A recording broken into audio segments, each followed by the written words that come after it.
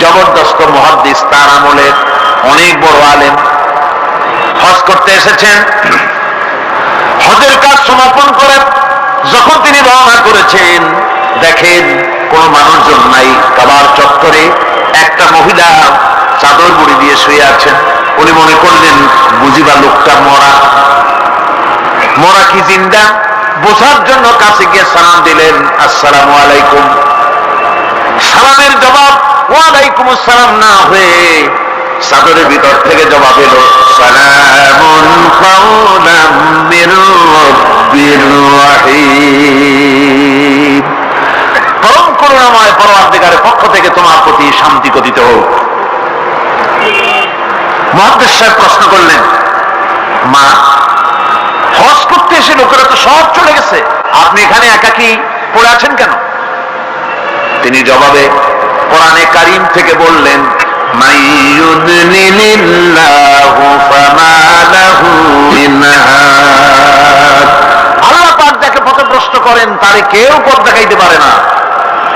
অর্থাৎ আমি তো হজ করতে আসছিলাম, পথ হারাই ফেলছি, সাথী সঙ্গীরা কে কোথায় চলে গেছে আমি খুঁজে পাই না, এই জন্য মুসিবতে পড়ছে, একাকী পড়ে আছি, এখন আমার উপায়টা কি? মুহাদ্দিস সাহেব বলছেন, না, একাকিনী এই অবস্থায় কত সময় পড়ে আছেন? তিনি জবাবে কোরআনে কারীমের একটি আয়াত তেলাওয়াত করে জবাব দিলেন, সালাসা লায়ালিন সাবিয়া। 3 রাত পূর্ণ হয়ে গেছে। আরে 3টা রাত আপনার পূর্ণ হয়ে গেল, এখানে আপনার পানাহারের বন্দোবস্ত কি? খাইছেন কি? বুড়ি জবাবে কোরআনে কারীমের আয়াত পেশ করে মুহাদ্দিসের জবাব দিয়ে দিলেন, আল্লাযী হুয়া ইউতঈমুনি ওয়া ইয়াসকিন। ওই মহান আল্লাহ রাব্বুল আলামিন তিনি আমার পানাহারের বন্দোবস্ত করেছেন। মুহাদ্দিস সাহেব বলছেন, মা, আমার কাছে কিছু খাবার আছে, আপনি দয়া করে এই খাবারটুকুন গ্রহণ করুন। বুড়ি তখন কোরআনে কারীমের একটি আয়াত পাঠ করে এই প্রস্তাবকে ডিনাই করলেন। বুড়ি বললেন, সুম্মা আতিম্মুস সিয়ামা ইলাল লাইল।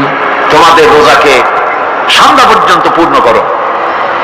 এর দ্বারা বুড়ি প্রমাণ করলেন আমি তো রোজা রাখছি, কাজে সন্ধ্যা আসার আগে তো কিছু খাইতে পারবো না। মুহাদ্দিস সাহেব বলছেন, বুড়িমা, এটা যখন রমজান মুবারকের মাস নয়, আপনি বোধহয় নফল রোজায় রেখেছেন, সফরের হালতে ফরজ রোজাও তো ছেড়ে দেওয়া যায়। আপনি কি খাইছেন না খাইছেন, আপনি আমার এই খাবারগুলি খান, রোজা ভাঙলে অসুবিধা হবে না, নফল রোজা ভাঙলে অসুবিধা কি? বুড়ি জবাবে বলছেন, وأن تصوموا خير لكم إن كنتم تعلمون। যদি তুমি নফল রোজা রাখো তা তো তোমার জন্য কল্যাণকর, সুতরাং আমি নফল রোজা রাখছি, যেটা আমার জন্য কল্যাণকর, তোমার কথা মতো আমি খাবো নাকি? মুহাদ্দিস সাহেব বলছেন, বুড়িমা, প্রত্যেক কথার জবাব কোরআন দিয়া দেন কেন, কারণটা কি? বুড়ি জবাবে বলছেন, কোরআনের আয়াত পাঠ করে জবাব দিচ্ছেন, মা ইয়ালফিযু মিন কাওলিন ইল্লা লাদাইহি রাকীবুন আতীদ। মানুষ এমন কোন কথা বলে না যে কথা ফেরেশতারা রেকর্ড করে না রাখে, সব কথা রেকর্ড হয়ে যায়। সুতরাং আমি চিন্তা ভাবনা করে বাছাই করে নিলাম, কোরআন দিয়ে কথা বলবো, এই কথাগুলি রেকর্ড হবে, প্রাপ্ত হবেই না, প্রত্যেক অক্ষরে অক্ষরে 10-10 করে নেকি আমলনামায় লেখা হয়ে যাবে। মুহাদ্দিস সাহেব মনে মনে একটু চিন্তা করলেন, এই বেটি হলো বুড়ি, একটা মেয়ে লোক, আর আমি মুহাদ্দিস মানুষ, সে কোরআন শরীফ দিয়ে কথা কয়ে বাহাদুরি দেখায়, আমি তারে মাতৃ জবান দিয়ে কথা বলাবই, এই চিন্তা তিনি করলেন। তিনি তো বড় আলেম ছিলেন, অত্যন্ত বড় আলেম। তার সম্পর্কে তার সাথীরা কবিতা রচনা করেছিলেন। তিনি যখন তার এলাকা ছেড়ে গিয়েছিলেন, তার সাথীরা বলেছেন, ইজা সারা আব্দুল্লাহ মিম্মার উলাইলাতান ইযা সারা আব্দুল্লাহ মিম্মার লাইলাতান সারা আনহা নূরুহা ওয়া জামালুহা। আব্দুল্লাহ যখন আমাদের এলাকা ছেড়ে গেল তখন এলাকার সৌন্দর্য গেল, নূর গেল, আলো গেল, সব হারায় ফেললাম। যেহেতু তিনি সাহিবে ইলম ছিলেন,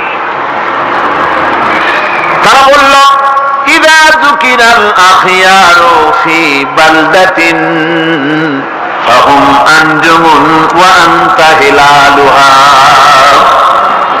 আমরা যখন আমাদের বন্ধুদের মধ্যে আলোচনা করি তখন আমাদের বন্ধুরা আর যত বড় বড় আলেম আছে তারা যদি তারকা হয় তাহলে আব্দুল্লাহ তুমি তো সেই তারকা রাজির মধ্যে চাঁদের মতো। এরকম বড় আলেম ছিলেন হযরত আব্দুল্লাহ বিন মুবারক। তিনি চিন্তা করলেন এই বুড়ি দেখি তারে দিয়া তার মাতৃ জগনে কথা পাওয়া যায় নাকি। তিনি জিজ্ঞেস করলেন আচ্ছা বুড়িমা বাড়ি কই? ওনার চিন্তা বাড়ি ওই কোরআন শরীফের মধ্যে তো খাগড়াছড়ি ফটিকছড়ি নাই, গ্রামের নাম তো নাই, ধরা যায় নাকি। তিনি যখন বাড়ির প্রশ্ন করলেন বুড়ি তখন কোরআনে কারীমের আয়াত তেলাওয়াত করে বাড়ির জবাব দিয়ে দিলেন সুবহানাল্লাযী আসরা বিআবদিহি লাইলাম মিনাল মাসজিদিল হারাম ইলাল মাসজিদিল আকসা। পবিত্র মহান সত্তা, দোষ ত্রুটি অক্ষমতা দুর্বলতা থেকে মুক্ত সেই মহান সত্তা যিনি তার বান্দাকে ইসলাম করিয়েছেন মসজিদে হারাম থেকে মসজিদে আকসা পর্যন্ত। এর দ্বারা তিনি প্রমাণ করতে চাইলেন মসজিদে হারামে আসছি হজ করতে আর মসজিদে আকসার কাছে আমার বাড়ি। মুহাদ্দিস সাহেব না পেরে তিনি তখন চিন্তা করলেন এমন বিদুষী মহিলা একা একে ফেলে যাওয়া কিছুতেই বুদ্ধিমানের কাম না। তিনি বললেন মা আমার কাছে একটা উট আছে, আপনি যদি রাজি হন উটের পৃষ্ঠে সাওয়ার করে আপনার গন্তব্যে পৌঁছায় দেই। বুড়ি তখন কোরআনে কারীমের একটি আয়াত পাঠ করে সম্মতি প্রদান করলেন। তিনি পড়লেন ওয়া ইন তাফআলু মিন খায়রিন ইয়ালামুল্লাহ। যদি তুমি কোনো ভালো কাজ করো অবশ্যই আল্লাহ তা জানবেন এবং এর জন্য উত্তম হলে আল্লাহ পাক তোমাকে পুরস্কৃত করবেন। তার মানে হলো পথ হারা মানুষকে পথ দেখানো নিশ্চয়ই ভালো কাজ, তুমি একটা ভালো প্রস্তাব করছো। মুহাদ্দিস সাহেব বললেন মা আমার এই উটের উপরে আপনি আরোহণ করুন।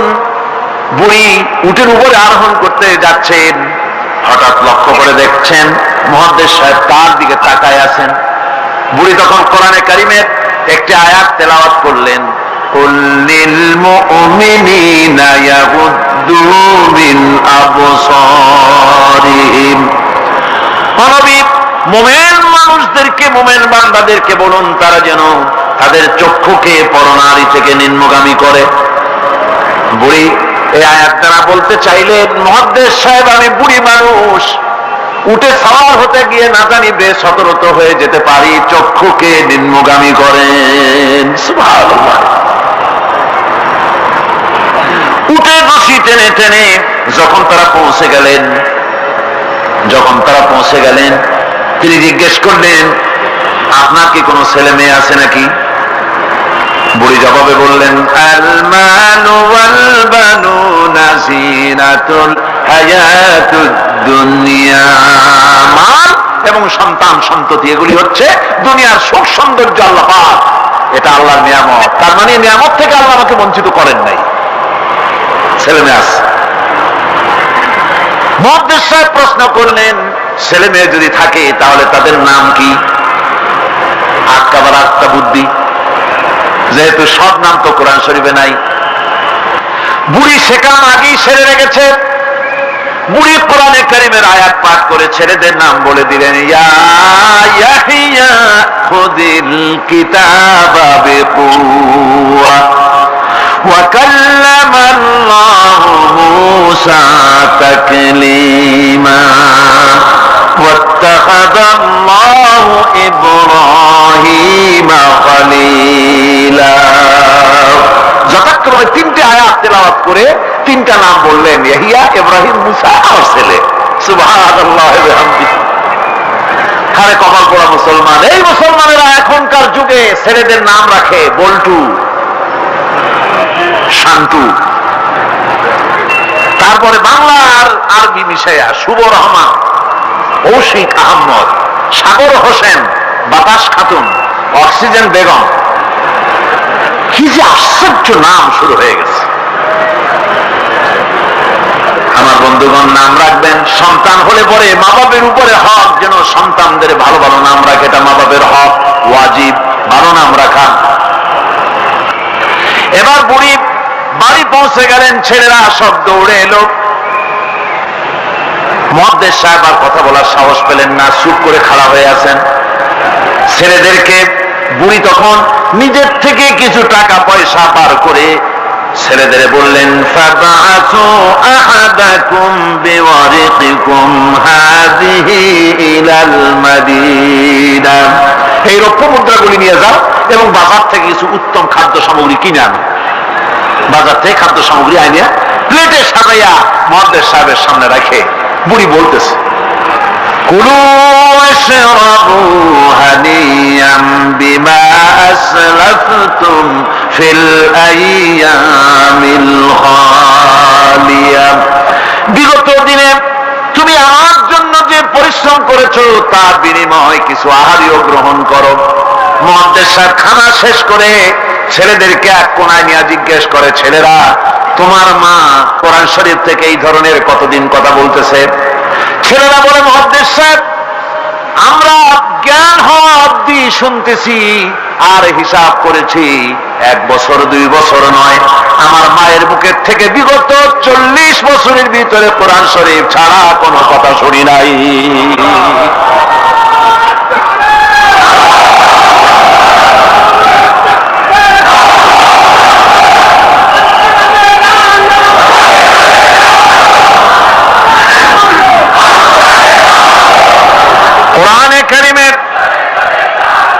কোরআনে কারীমের প্রতি মানুষের, তৎকালীন যুগের মানুষের এই মহব্বত ছিল, এই ভালোবাসা ছিল, এই আকর্ষণ ছিল। কোরআনের প্রতি আকর্ষণ হারায় জাতির কপাল পড়েছে। গানের প্রতি আকর্ষণ বেড়েছে, কোরআনের প্রতি আকর্ষণ নষ্ট হয়েছে। আজকের উপস্থিত জনতার কাছে আলেম ওলামা সহ শিক্ষিত ব্যক্তিবর্গ, নারী পুরুষ যারা এখানে এসেছেন, সকলের কাছে বিনীত ভাবে আরজ করছি, কোরআন পড়ুন, কোরআন পড়ুন। কোরআনের মতো নিয়ামত আর নাই। বেশি করে তেলাওয়াত করুন। ফজরের পরে পাইকারিবারে ঘুমাবেন না। ফজরের নামাজের পর তেলাওয়াত করার অভ্যাস করুন। কোরআন শরীফকে তেলাওয়াত করুন ফজরের নামাজের পর। তাহাজ্জুদের অভ্যাস করুন, তাহাজ্জুদের নামাজ পড়ে কোরআন শরীফ তেলাওয়াত করেন। কোরআন তেলাওয়াত করার মানে হলো আল্লাহ রাব্বুল আলামিনের সঙ্গে কথা বলা। সুবহানাল্লাহ। কোরআন তেলাওয়াত মানে হলো আল্লাহর সঙ্গে কথা বলা, আর হাদিস পড়ার অর্থ হলো নবীজির সঙ্গে কথা বলা। সবচেয়ে বড় নিয়ামত আল্লাহ আমাদের দিলেন। কপাল পড়া জাতি সেই নিয়ামতকে ভুলে গেছে। কোরআন শরীফ পড়ুন, কোরআন বুঝুন, কোরআন আমল করুন। আল্লাহ রাব্বুল আলামিন ভাগ্য খুলে দেবে, ভাগ্য খুলে দেবেন। দেশে শান্তি আসবে, বরকত আসবে, রহমত আসবে। এই শান্তি, রহমত, বরকত যদি লাভ করতে চায়, কোরআনের কোনো বিকল্প নাই। সকলকে দাওয়াত দেই, সব মানুষ আজকে যত লোক এসেছেন সকলকে আল্লাহ পাক কোরআন সহি করে তেলাওয়াত করার তৌফিক আল্লাহ পাক আমাদেরকে দান করুন। কোরআন শরীফ সহিভাবে বোঝার তৌফিক আমাদের দিন।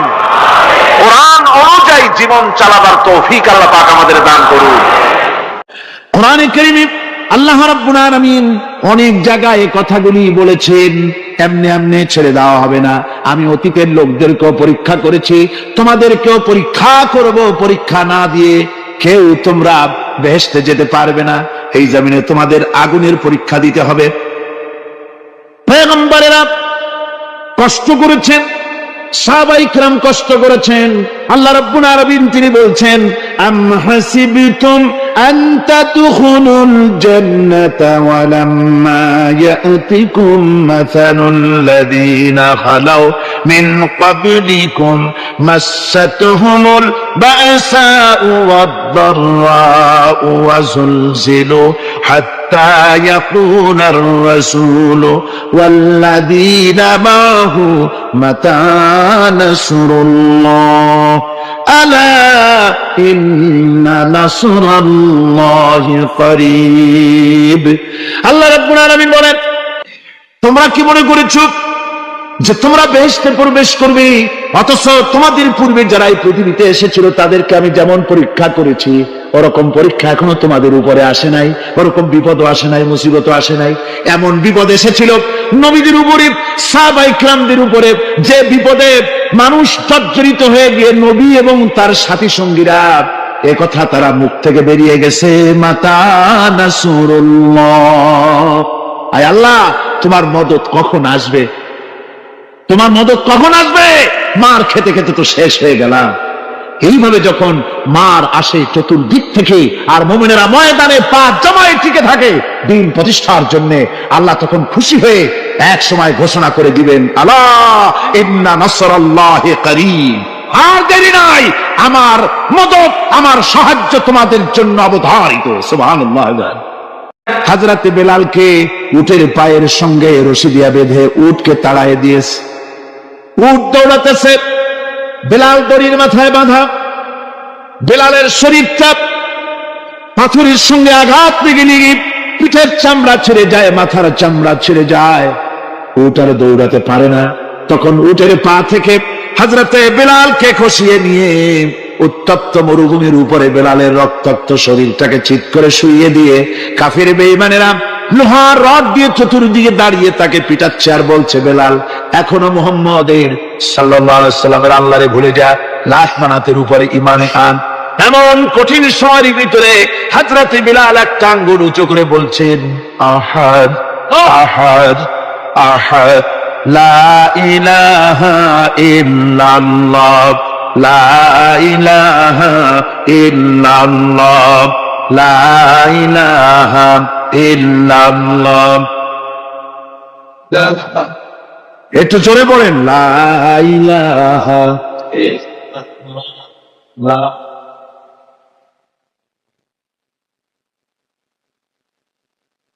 লা ইলাহা ইল্লাল্লাহু মুহাম্মাদুর রাসূলুল্লাহ।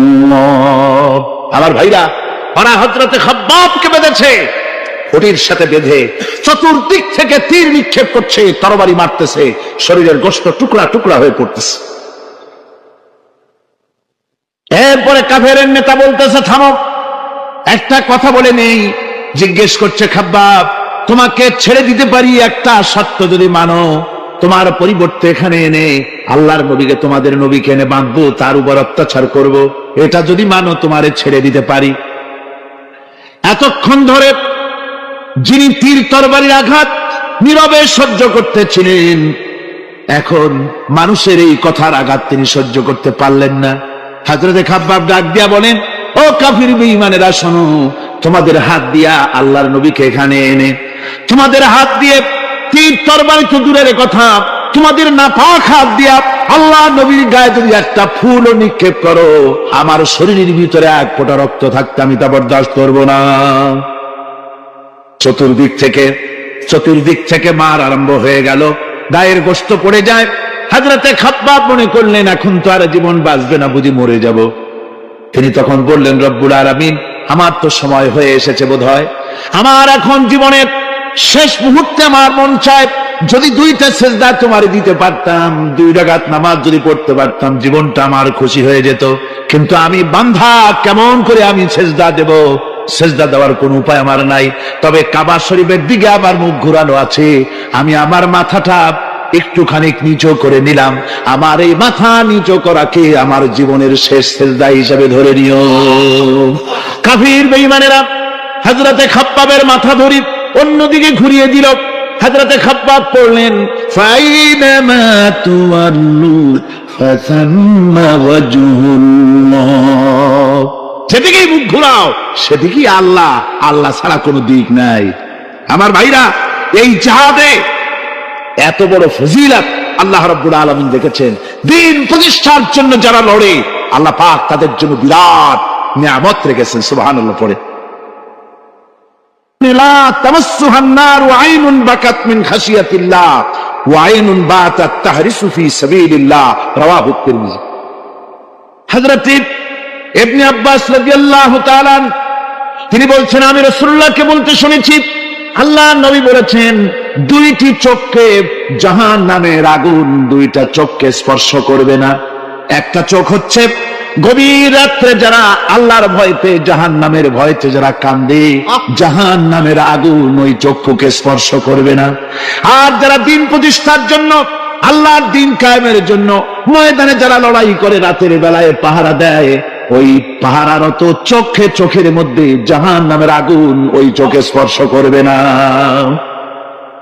আমার ভাইরা, হযরত উসমান রাদিয়াল্লাহু তাআলা আনহু বলছেন, মান রাবাতা লাইলাতান ফি সাবিলিল্লাহ কানাত কাআলফি লাইলাতিন সিয়ামুহা ওয়া কিয়ামুহা। হাজার রাত ধরে রোজা রাখলে, হাজার রাত ধরে ইবাদত করলে, আর হাজার দিন ধরে রোজা রাখলে যে সওয়াব হবে, একটা ঘন্টা একটা রাত যদি কেউ পাহারা দেয় আল্লাহর দিনকে প্রতিষ্ঠার জন্য, আল্লাহর দিনের কোন ইসলামী রাষ্ট্রের প্রহরায় যদি কেউ যদি থাকে, একটা রাতে পাহারা দিয়ে যে সওয়াব হবে, হাজার হাজার বছর ধরে নামাজ রোজা করে ওই সওয়াব পাওয়া যাবে না। সুবহানাল্লাহ। অর্থাৎ হাজার বছর ধরে নামাজ রোজা করার মতোই সওয়াব পাহারা দেওয়া আল্লাহর দিনের ইসলামের রাষ্ট্রকে। বন্ধুগণ, রাসূল পাক সাল্লাল্লাহু আলাইহি ওয়াসাল্লাম তিনি বলেছেন, কিয়ামতের দিন জাহান্নামের আগুন আর জিহাদের ময়দানের ধুলি, এই দুটি একসঙ্গে কোন মানুষের পেটের মধ্যে প্রবেশ করবে না। রাসূল পাক সাল্লাল্লাহু আলাইহি ওয়াসাল্লামের একটি হাদিস যা মিশকাত শরীফের মধ্যে বর্ণিত আছে। মিশকাত শরীফের সম্ভবত 336 পৃষ্ঠায় এই হাদিসটি বর্ণনা করা হয়েছে যে হযরত ইবনে আইস রাদিয়াল্লাহু তাআলা আনহু হচ্ছেন এই হাদিসের রাবী। তিনি বলছেন, একবার হুজুর সাল্লাল্লাহু আলাইহি ওয়াসাল্লাম এক ব্যক্তির জানাজায় গিয়ে উপস্থিত হলেন। হযরত ওমর রাদিয়াল্লাহু তাআলা আনহু তখন হুজুরকে বললেন, হে রাসূল, আপনি এই লোকটার জানাজা পড়বেন? এই লোক তো ইসলামের এই ক্ষতি করেছে, সেই ক্ষতি করেছে, অমুক করেছে, এই লোকটার আপনি জানাজা পড়বেন? হুজুর তখন উপস্থিত লোকদের জিজ্ঞেস করলেন, হাজিরিন, তোমরা কি কেউ এই লোকটাকে কোন ইসলামের ভালো কাজ করতে দেখেছো? একজন লোক দাঁড়িয়ে গেল, তিনি বললেন, হে আল্লাহর নবী, আমি সাক্ষী, আমি দেখেছি। একটা মুজাহিদ বাহিনী জিহাদ করে ফিরতে ছিল, তো এক জায়গায় তারা ডেরা গাড়লো, শিবির স্থাপন করলো রাত কাটাবে বলে। আমি দেখেছি এই লোকটি সারা রাত সেই মুজাহিদদেরকে, সাহাবীদেরকে সারা রাত জেগে জেগে পাহারা দিয়েছে।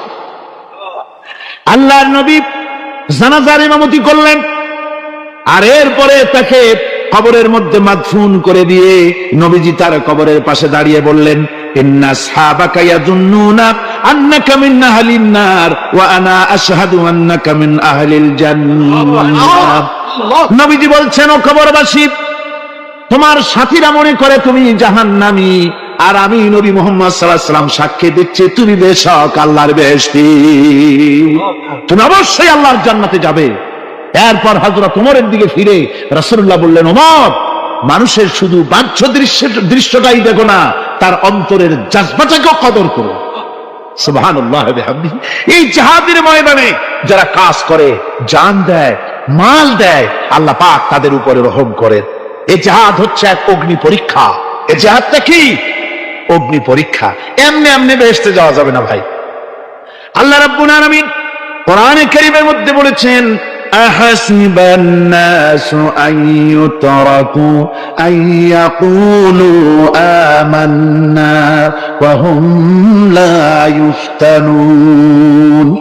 লোকেরা কি ভেবেছে নাকি যে ঈমান এনেছি এই কথাটা বললেই আমি বেহেশত দিয়ে দিব, মুমিন বলে সাজিদাই করব? না, যখনই তারা বলবে আমি মুমিন, আমি তখন তাকে অবশ্যই পরীক্ষা করব, এই পরীক্ষায় তাকে পাশ করতে হবে। কোরআনে কারীমে আল্লাহ রাব্বুল আলামিন অনেক জায়গায় এই কথাগুলি বলেছেন, এমনি এমনি ছেড়ে দেওয়া হবে না। আমি অতীতের লোকদেরকেও পরীক্ষা করেছি, তোমাদেরকেও পরীক্ষা করব, পরীক্ষা না দিয়ে কেউ তোমরা বেহেশতে যেতে পারবে না। এই জমিনে তোমাদের আগুনের পরীক্ষা দিতে হবে। পয়গম্বরেরা কষ্ট করেছেন, সাহাবায়ে কিরাম কষ্ট করেছেন। আল্লাহ রাব্বুল আলামিন তিনি বলছেন, আম হাসিবতুম আন তাদখুলুল জান্নাতা ওয়া লাম্মা ইয়াতিকুম মাসালুল লাযীনা খালাউ মিন ক্বাবলিকুম মাসাতহুমুল বা'সাউ ওয়াদ-দাররাউ ওয়া যুলজিলু হাত্তা ইয়াকুনার রাসূলু ওয়াল্লাযীনা মা'হু মাতা নাসরুল্লাহ আলা ইন্না নাসরাল্লাহি করিব। আল্লাহ রাব্বুল আলামিন বলেন, তোমরা কি মনে করেছো যে তোমরা বেহেশতে প্রবেশ করবে, অথচ তোমাদের পূর্বে যারা এই পৃথিবীতে এসেছিল তাদেরকে আমি যেমন পরীক্ষা করেছি ওরকম পরীক্ষা এখনো তোমাদের উপরে আসে নাই, ওরকম বিপদও আসে নাই, মুসিবতও আসে নাই। এমন বিপদ এসেছিল নবীদের উপরে, সাহাবায়ে কিরামদের উপরে, যে বিপদে মানুষ জর্জরিত হয়ে গিয়ে নবী এবং তার সাথী সঙ্গীরা এ কথা তারা মুখ থেকে বেরিয়ে গেছে, মাতা নাসরুল্লাহ, আয় আল্লাহ তোমার মদদ কখন আসবে, তোমার মদদ কখন আসবে, মার খেতে খেতে তো শেষ হয়ে গেলাম। এইভাবে যখন মার আসে চতুর্দিক থেকে আর মুমিনেরা ময়দানে পা জমায়ে টিকে থাকে দিন প্রতিষ্ঠার জন্য, আল্লাহ তখন খুশি হয়ে এক সময় ঘোষণা করে দিবেন, আলা ইন্না নাসরাল্লাহি করিব, আর দেরি নাই, আমার মদদ আমার সাহায্য তোমাদের জন্য অবধারিত। সুবহানাল্লাহ। আমার ভাইরা, বিষয়টা সহজ নয়। শুধু দুইটা সেজদা দিয়া, শুধু তাহাজ্জুদের কিছু নামাজ পড়িয়া আল্লাহর জান্নাতে যাওয়া এত সহজ নয়, রাস্তা খুব কঠিন, রাস্তা খুব। ये शहादत गाहे उल्फत में कदम रखना, ये शहादत गाहे उल्फत में कदम रखना, लोग समझते हैं आसान है मुसलमान होना। এটা হলো শাহাদাতের উত্তপ্ত ময়দানে পা রাখা। লোকেরা মনে করে ইসলাম গ্রহণ করা, মুসলমান হওয়া বুঝি বড় সহজ ব্যাপার। এত সহজ না। আমরা হানফি মাসলাকের লোক, ইমাম আবু হানিফার মাসলাক অনুযায়ী চলি। আমরা মনে করি বেহেশতে এমনি যাব, কিন্তু আমাদের ইমাম সাহেব কি করছেন ওই ইতিহাস আমাদের জানা নেই। খাজা বাবার মহব্বতে অস্থির। রজব মাস আসলে পরে বড় বড় ডেক্সি চড়ায়, সেই ডেক্সির উপরে লাল শালু বিছায়, তারপরে টাকা পয়সা রোজগার বহুত করে। আসলে তো খাজা না, আসলে হচ্ছে ইয়া খাজা কুস্তু আজা, পেট তো ভরে যা। পেট ভরার জন্য পয়সা করে ইনকাম করা। খাজার লা ইলাহা ইল্লাল্লাহ এই চিশতিয়া তরিকার জিকির গ্রহণ করা হয়েছে, কিন্তু চিশতিয়া তরিকা যে আরেকটা আছে, কারাগার পর্বতে পৃথিবীর সঙ্গে লড়াই করা, সেইটার কাছে নেই আমরা, সেটা। ইমাম আবু হানিফা শুধু মস্তাই বলেন নাই, দিন প্রতিষ্ঠার জন্য রক্ত দিয়েছ, ঠিক কিনা? 8 বছর, 8টি বছর পর্যন্ত কারারুদ্ধ ছিলেন। তাকে জিজ্ঞেস করা হয়েছে, ইমাম সাহেব জেলের মধ্যে তো আছেন, কষ্ট হয়? ইমাম সাহেব বলেছেন, না কষ্ট হয় না, তবে মাঝে মাঝে একটু কষ্ট হয় মনে। 2-4 মাস পর পর আমার বুড়ি মাকে এনে হাজির করা হয় জেলখানার মধ্যে, আর আমার মায়ের সামনে আমাকে পেটানো হয়, যেন মা আমাকে বলে যে এদের সাথে একমত হয়ে যা, সেই জন্য পেটানো হয়। তা আমার মা আমার মায়ের দেখে, আর মায়ের চোখ থেকে পানি পড়তে থাকে, তখন আমার মনে বড় কষ্ট লাগে। তবে আলহামদুলিল্লাহ মা আমার এমন, আমার মা দেখেন আর হজম করেন, আর আমাকে বলেন খবরদার এক চুলো সিদ্ধান্ত থেকে নড়বা নাই।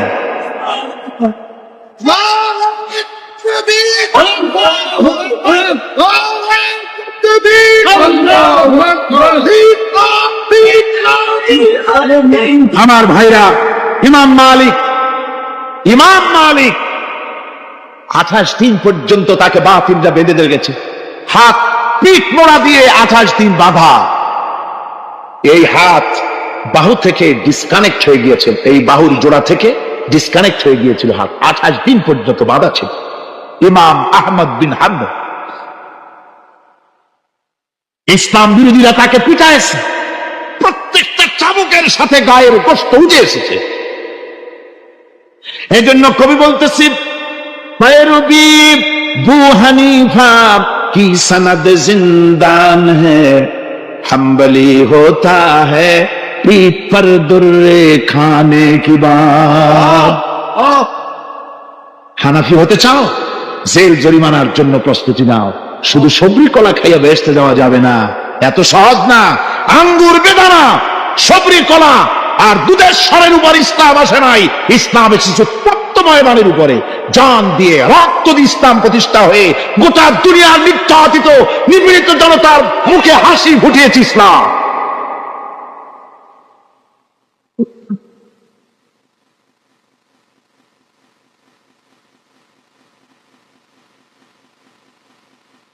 আমার ভাইরা, এই জাহাজ যখন শুরু হয়ে যাবে, মুসলমানেরা যখন আল্লাহর দায় বিধান কায়েমের জন্য যখন লড়াইয়ের ময়দানে যখন ঝাঁপায়া পড়বে, সে ময়দানে যদি তাদের অস্ত্র কম থাকে, জনসংখ্যা কম থাকে, আল্লাহ রাব্বুল আলামিন ওয়াদা করেছেন, ওয়া কানা হাক্কান আলাইনা নাসরুল মুমিনিন।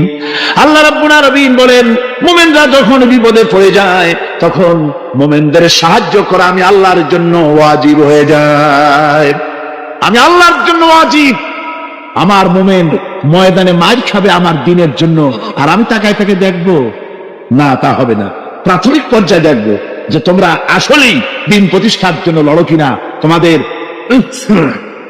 বিবি বাল বাচ্চা তোমাদের সামনে শেষ হবে, ঘর বাড়ি চলে যাবে, চাকরি যাবে, সব যাবে, তারপরেও আমার দিন প্রতিষ্ঠার জন্য ময়দানে টিকে থাকো কিনা। যদি তা থাকো, তাহলে আমার মদত অবশ্যম্ভব। আর কাফিরদের বিরুদ্ধে বিজয়ের জন্য রব্বুল আলামিন বলেছেন, ওয়া কাফাল্লাহুল মুমিনিনাল কিতালা ওয়া কানাল্লাহু কাবিয়্যান আজিজা। কাফিরদের বিরুদ্ধে লড়াইয়ের ময়দানে মুসলমানদেরকে সাহায্য করার জন্য আল্লাহই যথেষ্ট। কে যথেষ্ট? আল্লাহ যথেষ্ট। রব্বুল আলামিন বলেছেন, ওয়ালা তাহিনু ওয়ালা তাহজানু ওয়া আনতুমুল আলাউনা ইন কুনতুম মুমিনিন। কোনো ভয় নাই, কোনো চিন্তা নাই, যদি তোমরা মুমিন হও, আমি আল্লাহ রাব্বুল আলামিন তোমাদেরকে বিজয়ী করব। এ ওয়াদা কার? আল্লাহর ওয়াদা কখনো মিথ্যা হয়? আল্লাহ কি মিথ্যা কথা বলেন? নাউযুবিল্লাহ। ওয়া মান আসদাকু মিনাল্লাহি কিলা। আমি আল্লাহর চাইতে সত্যবাদী আর কে হতে পারে? আল্লাহ পাক বলছেন, আমি সাহায্য করব তোমাদেরকে, যদি প্রয়োজন হয় তাহলে আমি ফেরেশতা দিয়ে সাহায্য করব। সুবহানাল্লাহ। আল্লাহ রাব্বুল আলামিন সূরা আল-আনফালের ভিতরে ঘোষণা করেছেন, দুনিয়ার মানুষকে তিনি শোনায় দিচ্ছেন নবীজির সঙ্গে সাহায্যের ব্যাপারে যে কথাবার্তাগুলি হয়েছিল। ইয তাস্তাগীসুনা রাব্বাকুম ফাস্তাজাবা লাকুম আন্নী মুমিদ্দুকুম বিআলফিন মিনাল মালাইকাতি মুরদিফিন। স্মরণ করো সেই সময়ের কথা যখন তোমরা আমার কাছে কাকুতি বিনীত করে সাহায্য কামনা করতেছিলে যে আমাদেরকে 1000 ফেরেশতা দিয়ে সাহায্য করা হোক। আল্লাহ পাক বলেন, আমি ফেরেশতা দিয়ে তোমাদেরকে ময়দানে সাহায্য করেছি, জিহাদের ময়দানে। সুবহানাল্লাহি ওয়া বিহামদিহি। আল্লাহ রাব্বুল আলামিন বলেন, তোমরা যখন সাহায্য প্রার্থনা করেছিলে, আমি সাহায্য তোমাদের দিয়েছি। স্মরণ করো সেই সময়ের কথা যখন তোমাদের নবী তোমাদেরকে বলেছিল, ইয তাকুনু লিল মুমিনিনা আলাই ইয়াকফিয়াকুম আইয়ুমিদ্দাকুম রাব্বুকুম বিসালাসাতিন আলাফিন মিনাল মালাইকাতি মুনজিলিন। আল্লাহ রাব্বুল আলামিন বলেন, আমি এইভাবে করে যখন তোমাদের নবী তোমাদেরকে বলেছিল যে তোমাদের জন্য এটা কি যথেষ্ট নয় যে আল্লাহ পাক তোমাদের জন্য 3000 দিয়ে ফেরেশতা নাজিল করবেন? হ্যাঁ, আমি তখন 3000 ফেরেশতা নয়, বরং 5000 ফেরেশতা দিয়ে তোমাদেরকে সাহায্য করার ওয়াদা করেছি। 3000 নয়, 5000 চিহ্নযুক্ত ফেরেশতা নাজিল করে দিয়ে তোমাদের সাহায্য করব বলে আমি ওয়াদা করেছি। আজ সেই মদদ আল্লাহর পক্ষ থেকে আমাদের জন্য ওই মদদ আজও আসতে পারে। কবি বলছেন, ফেজায়ে বদরে পয়দা কুন ফিরিস্তে তেরি নুসরত কো उतर सकते गर्दों से कतर अंदर कतर अभी। বদরের মুসলমানদের মতো যদি ঈমান তোমাদের আসে, তাহলে আজও আকাশ থেকে কাতারে কাতারে ফেরেশতা আমি আল্লাহ অবতীর্ণ করে দিতে পারি। সুবহানাল্লাহ ওয়া বিহামদিহি। আমার ভাইরা, হযরতে সাদ বিন আবি ওয়াক্কাস রাদিয়াল্লাহু তাআলা আনহু, তিনি কাদিসিয়ার যুদ্ধের পর যখন পারস্য দখলের জন্য চললেন, পারস নগর অবরোধ করলেন, সামনে পড়ল নদী। এই নদী পাড়ি দিবেন, সাথে তার হাজার হাজার সৈন্য, এই সৈন্য নিয়ে নদী পাড়ি দিবেন। জিজ্ঞেস করলেন সাহাবীদের, তোমরা কি চাও? ইসলামের আন্দোলন, ইসলামের জিহাদ, আল্লাহর দ্বীন এখানেই শেষ হয়ে যাক, এটা চাও? না ইসলামের এই কলেমার আওয়াজ নদীর ওপারেও নিয়ে যেতে হবে, অথচ আমাদের কাছে কোনো পারাপারের কোনো নৌকা নাই, কি করতে চাও? সাহাবীরা বললেন, আমরা আপনার অর্ডার ফলো করব, আমরা এই নদীর ওপারে গিয়েও কালেমার পতাকাকে উড্ডীন করতে চাই, কালেমার সুশীতল ছায়াতলে গোটা দুনিয়াকে আনতে চাই। হযরতে সাদ তখন বললেন, তাহলে তোমরা সবাই আমার পেছনে পেছনে এই দরিয়ার ভিতরে ঝাঁপিয়ে পড়ো, আর আমার সঙ্গে সবাই উচ্চারণ করো, নাস্তাঈনু বিল্লাহি ওয়া নাতাওয়াক্কালু আলাইহি হাসবুনাল্লাহু নি'মাল ওয়াকিল নি'মাল মাওলা ওয়া নি'মান নাসীর। ইতিহাস লিখতেছি, 60,000 সৈন্য তাদের অশ্ব নিয়ে, তাদের উষ্ট্র নিয়ে, তাদের মালপত্র নিয়ে, জিহাদের সামান নিয়ে শ্রাবণীর খরস্রোতা নদী, উত্তাল তরঙ্গমালায় ভরা নদীর উপর থেকে এই সাহাবীরা পাড়ি দিয়ে ওপার চলে গেলেন। ওপার যাওয়ার পরে হযরতে সাদ বলছেন, তোমাদের কেউ কি হারায় গেছে নাকি? সবাই এদিক ওদিক তাকায়, খোঁজ করে বলল, মানুষ তো দূরের কথা, একটা উটও আর ঘোড়াও একটাও হারায় যায় নাই। একজন বলল, আমার একটা পেয়ালা, যে পেয়ালা আমি পানি পান করতাম, সেই পেয়ালাটা তুফানে ছিটকে কোথায় চলে গেছে, ওইটা হারায় গেছে। হযরতে সাদ বলেন, মুজাহিদের কোন জিনিস দরিয়া নিতে পারে না, অবশ্যই তা ফেরত আসবে। এই কথা তিনি বলতেছিলেন, হঠাৎ করে দরিয়ার কিনারে একটা আওয়াজ হলো, দেখা গেল তুফানের ভিতরে সেই হারানো বাটিটা তাদের মধ্যে ফিরে এসেছে। আল্লাহু আকবার! মুজাহিদদেরকে সাহায্য করেন স্বয়ং আল্লাহ রাব্বুল আলামিন। আফ্রিকার জঙ্গলের কাছে, ভিন্ন ইতিহাস, জঙ্গলের কাছেই মুসলমানদেরকে থাকতে দেওয়া হয়েছিল। মনে করা হয়েছিল জঙ্গলের সমস্ত হিংস্র প্রাণীরা এই মুসলমানদের শেষ করে দেবে, যুদ্ধ করা লাগবে না। হযরতে সাদ সে অবস্থা বুঝতে পারলেন, তিনি একটা মঞ্চ তৈরি করলেন। সেই মঞ্চের উপরে দাঁড়ায় জঙ্গলের প্রাণীদের দিকে লক্ষ্য করে তিনি নোটিশ জারি করে দিলেন, বললেন, ইয়া আইয়াতুহাল হাশারাত ওয়াস সিবাউ নাহনু আসহাবু রাসূলুল্লাহ সাল্লাল্লাহু আলাইহি ওয়াসাল্লাম। হে জঙ্গলের হিংস্র প্রাণীরা, আমরা আল্লাহ রাসূলের সাহাবী, ফাইন্নানা সিলুনা ফামান ওয়াজাদনা বাদাহু কাতালনাহু। আমরা রাসূলের সাহাবী, এইখানে আল্লাহর দ্বীনকে কায়েম করার জন্য আমরা এসেছি, আল্লাহর কলেমার আওয়াজ নিয়ে আমরা এখানে রাত কাটাবো। সুতরাং এই জঙ্গলের ভিতরে হিংস্র প্রাণী যত আছো, সব আমাদের এই জায়গা ছেড়ে অন্যত্র চলে যাও। আফ্রিকার জঙ্গলি মানুষেরা চিন্তা করলো, মানুষের কথা কি জঙ্গলি প্রাণীতে শোনে না, কে পাগলে কয় কি? তারা তাকায় তাকায় দেখলো, হযরতে সাদের এই ঘোষণার পরে বাঘের কাতারে বাঘ, সিংহের কাতারে সিংহ, সাপের কাতারে সাপ, যার যার ডিম আর বাচ্চাগুলি মুখে কামড়ায়া সাহাবীদের এলাকা ছেড়ে দিয়ে তারা অন্যত্র চলে গেল। আমার মুসলমান ভাইরা, এই ছিল মুসলমানদের ইতিহাস। দ্বীন প্রতিষ্ঠা করার কাজে মুসলমান এগোলে আল্লাহই মদত করেন। কে মদত করেন?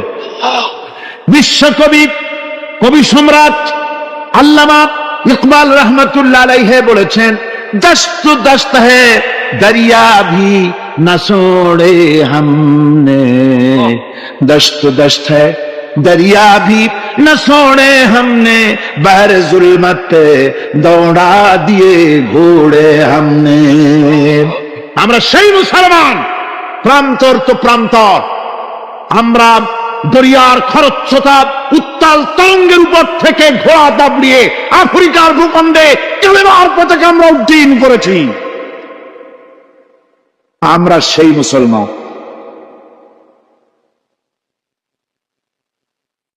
একটুখানি জিকির করেন, লা ইলাহা ইল্লাল্লাহ, লা ইলাহা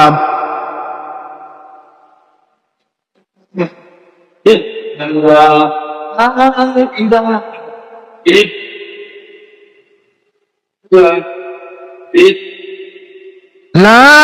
ইলাহা ইল্লাল্লাহু মুহাম্মাদুর রাসূলুল্লাহ।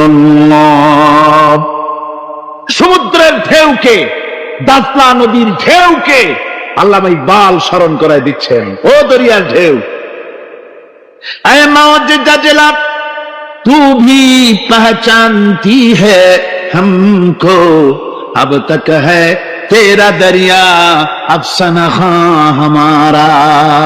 হে টাইগ্রেসের উত্তাল উত্তাল তরঙ্গমালা, নিশ্চয় তোমার ভুলে যাওয়ার কথা নয় যে তোমার উপর থেকেই আমরা দরিয়া পার হয়ে ওপারে গিয়ে কালেমার পতাকা উড্ডীন করেছিলাম। আমরা সেই মুসলমান, আজ ইসলামী চেতনা হারায়া আমরা আজকে দুনিয়ার মধ্যে সবচাইতে লাঞ্ছিত, পদদলিত, হেয় প্রতিপন্ন জাতিতে পরিণত হয়েছি। আমার ভাইরা, মহাকবি, বিশ্বকবি, কবি সম্রাট আল্লামা ইকবাল রহমতুল্লাহ আলাইহি সুন্দর করে বলেছেন, মুসলমানদেরকে লক্ষ্য করে বলেছেন, ঘোষণা করো, বাতিলদেরকে জানায়া দাও, আমরা মাথা নত করার জাতি নই। আমরা মাথা নত করার জাতি? ভারত আজ আমাদের দিকে চোখ রাঙায়, ভারত চোখ রাঙায় তাকায় আমাদের দিকে, দুনিয়ার অনেকেই আমাদের দিকে চোখ রাঙায়। বিশ্বকবি আল্লামা ইকবাল বলেছেন, বাতিল সে দবনে ওয়ালে আসমান নেহি হাম, बातिल से दबने वाले आसमां नहीं हम, सोबर कर चुका है तू इम्तिहान हमारा। বাতিলের সামনে মাথা নত করার জাতি আমরা নই। ওই আকাশ সাক্ষী, ওই জমিন সাক্ষী, আমরা মাথা দিয়েছি কিন্তু মাথা নত করি নাই, শির দিয়েছি আমামা দেই নেই, সে জাতি আমরা। সুবহানাল্লাহ ওয়া বিহামদিহি। সেই জাতি আজ দুনিয়ার বুকে লাঞ্ছিত, পদদলিত হচ্ছে। কারণ কি? কারণ হচ্ছে একমাত্র এই যে আমরা আমাদের জীবনের উদ্দেশ্য ভুলে গিয়েছি। আমার ভাইয়েরা, আল্লাহর এই রাস্তায়, আল্লাহর এই দিন প্রতিষ্ঠার জন্য লড়াই হবে, জেহাদ হবে। জেহাদের কথাই বলতেছি। এই জেহাদ হলো পৃথিবীর নির্যাতিত, নিপীড়িত মানুষের মুক্তির জন্য জেহাদ। জেহাদ কি জন্যে? আমরা রাষ্ট্রপ্রধান হব, আমরা দেশ দখল করব, নেতৃত্ব দিব, এজন্য নয়।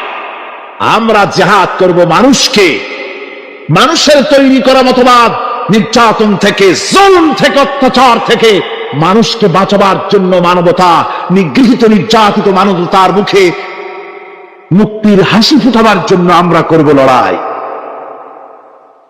সেই লড়াইয়ে এগিয়ে আসতে হবে তরুণদেরকে। কাদেরকে? জোরে বলতে হবে, কাদেরকে? তরুণদের আসতে হবে, যুবকদের আসতে হবে।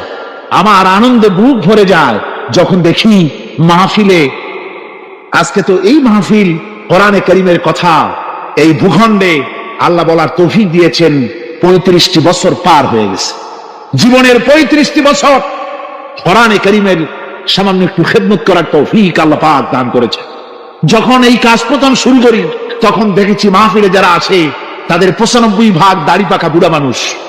কিন্তু দিন যত যেতে লাগলো, দিন যত যেতে লাগলো, 71 পার হয়ে গেল, 72, 73, 74 এলো, আস্তে আস্তে দেখা গেল চিত্র উল্টে গেল। আজ মসজিদে তরুণদের জন্য জায়গা পাওয়া যায় না। যারা মসজিদে যায় সব তরুণ, যারা আগে হজে যেত সব বুড়া মানুষ, পাপ করার আর কোনো বয়স নাই, তখন যাইতো হজ করতে। এখন আলহামদুলিল্লাহ তরুণেরা যায় হজ করতে বেশিরভাগ। আজকের মাহফিল দেখুন, দাঁড়ায় দেখতে বলি নেই, জায়গায় বসে আর ডাইনে বা একটু তাকায় দেখেন কারা বেশি, দাড়ি পাকা না যুবক? যুবক আর তরুণ দিয়ে আল্লাহর এই মুজাহিদ, আল্লাহর এই গোলামদের দিয়ে আল্লাহ মাহফিল ভরে দিয়েছেন। জোরে কোন সুবহানাল্লাহ, জোরে কোন আলহামদুলিল্লাহ। এই তরুণ যুবকরাই হচ্ছে ইসলামের সম্পদ। ইসলামের সম্পদ কে?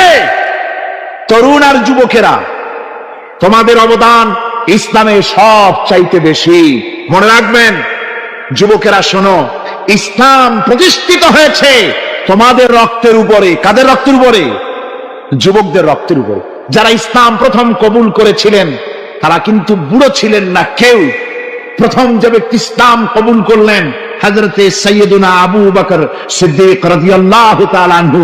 বয়স ছিল 37 বছর। 37 বছর বয়সে দাঁতটা পড়িয়া খুনখুনা বুড়া হয়ে গেছিল নাকি? হযরত ওমর ইসলাম যখন কবুল করেন তখন তিনি ছিলেন 26 বছরের টকবকে যুবক।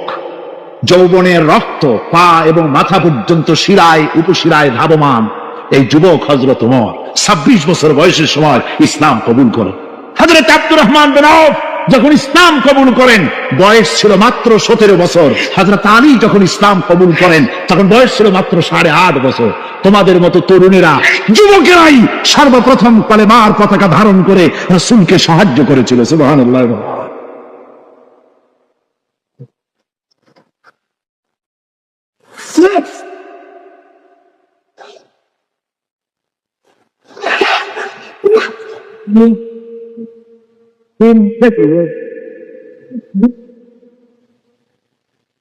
আমার মুসলমান ভাইরা থামুন। আমার ভাইরা, যুবকদের অবদানই চিরকাল ইসলামে বেশি ছিল। তাই বলে যারা বৃদ্ধ মানুষ তাদের কিন্তু কোনো মন খারাপ করার কোনো কারণ নাই, ঠিক কিনা? যেহেতু আমরা যারা বয়সের প্রান্তে এসে গেছি আমরাও ওই যৌবন কালটা পেরিয়ে এসেছি, ঠিক কিনা? আরেকটি কথা, কিয়ামতের দিন কোন বুড়ো মানুষ বেহেশতে যাবে না, সব যুবকরা যাবে। বেহেশতে যাবে কারা? বুড়োরা বোধহয় ভয় পেয়ে গেছেন। রাসূল পাক সাল্লাল্লাহু আলাইহি ওয়াসাল্লাম বলেছেন, আমার কথা না, হুজুর বলেছেন কোন বুড়ো মানুষ বেহেশতে যাবে না, কোন কালো মানুষ বেহেশতে যাবে না। এখন রাসূল যদি বলেন তার কথাই তো আইন। হুজুর বলেন কালো মানুষ বেহেশতে যাবে না, একটা কালো মানুষ কান দিয়ে তো পড়েই গেছে। হুজুর বলেন কেঁদো না, তুমি যখন বেহেশতে যাবে চাঁদের মতো সুন্দর চেহারা নিয়ে বেহেশতে যাবে। বুড়ার কান্না দেখে হুজুর বলছেন কেঁদো না, তুমি যখন বেহেশতে যাবে আল্লাহ তোমার যুবক বানায় পাঠায় দিবে। যেহেতু বেহেশত হচ্ছে যুবকদের জন্য, সুবহানাল্লাহ। অত নাজ নিয়ামত, অত আনন্দ, বুড়া মানুষে তো খাইয়ে খুঁয়ে বেহেশত নষ্ট করে ভালোবে। এই জন্য যৌবন দরকার, স্বাস্থ্য দরকার বেহেশত উপভোগ করার জন্য। সেই জন্য বেহেশত যাবে কারা? তরুণেরা যাবে। কারা যাবে? তরুণী দিয়ে আল্লাহ পাক বেহেশত ভরে ফেলবেন। সুবহানাল্লাহ। আমার তরুণেরা, যুবকেরা শোনো, রাসূলুল্লাহ তোমাদের কত সম্মান দিয়েছেন। কে সম্মান দিয়েছেন? রাসূলুল্লাহ। রাসূলুল্লাহ এক জায়গায় বক্তৃতা করতেছিলেন, বক্তৃতা করছে, এমন সময় দেখা গেল একজন তরুণ সাহাবী, নাম তার জারীর রাদিয়াল্লাহু তাআলা আনহু। চাঁদের মতো চেহারা তার ছিল, খুব সুন্দর চেহারা ছিল তার। হযরত জারীর বসতে না পেরে জায়গা পায় না, দাঁড়ায় আছে। রাসূল নিজের গায়ের চাদরটা খুলে জারীরের দিকে নিক্ষেপ করলো, বললেন জারীর দাঁড়িয়ে আছো, আমার চাদর উপরে বসো। সুবহানাল্লাহ। হযরত জারীর রাসূলুল্লাহর চাদর নিয়ে চুমা খাইতে লাগলেন আর বললেন আকরামাকাল্লাহ কামা আকরামতানি ইয়া রাসূলুল্লাহ। হে রাসূল, আল্লাহ আপনার সম্মান আরো অনেক বাড়িয়ে দিক, যেমন আপনি আমাকে মর্যাদা দিলেন। হে রাসূল, আপনার চাদরে পৃথিবীর কোন মানুষ বসতে পারে? আমার তরুণ ভাইয়েরা, আমার যুবক ভাইয়েরা, তোমাদেরকে রাসূল মহব্বত করতেন, ভালোবাসতেন সবচাইতে বেশি। তোমরা আজ বাতিলের শিকার। কার শিকার? বাতিলের শিকার। তোমাদেরকে কি দেওয়া হয়? যে সব রাজনৈতিক দলের যুবক যারা তোমরা এখানে আছো, জিজ্ঞেস করি তোমাদের নেতারা তোমাদেরকে কি দেয়? দেয় অস্ত্র, দেয় টাকা, দেয় নারী ভোগ করার জন্য পয়সা, তোমাদের চরিত্র ধ্বংস করার জন্য সব রকমের হাতিয়ার তুলে দেয়। তোমাদের হাতে শোভা পায় কলম, হাতে শোভা পায় খাতা, হাতে শোভা পায় বই। বই খাতা কলমের পরিবর্তে তোমাদের নেতারা তোমাদের হাতে তুলে দেয় স্ট্যান্ড গান, তুলে দেয় হেরোইন, তুলে দেয় টাকা। এরা তোমাদের নেতা নয়, এরা তোমাদের জীবনের দুশমন। জয়বাল্লারা কি?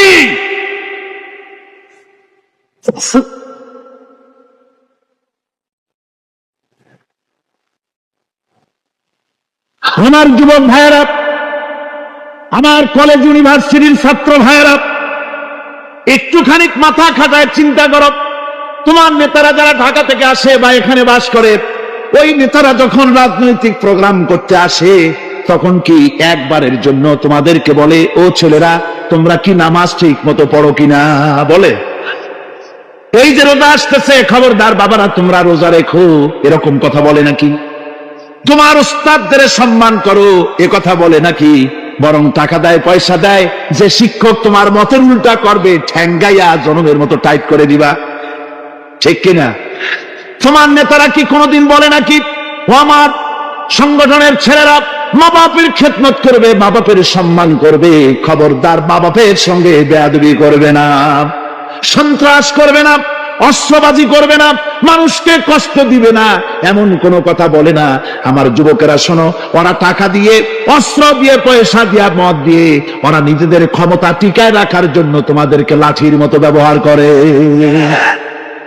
সুতরাং আজকের তরুণদেরকে বুঝতে হবে, তরুণেরা ভালো করে বোঝো, তোমরা রাসূলের সৈনিক।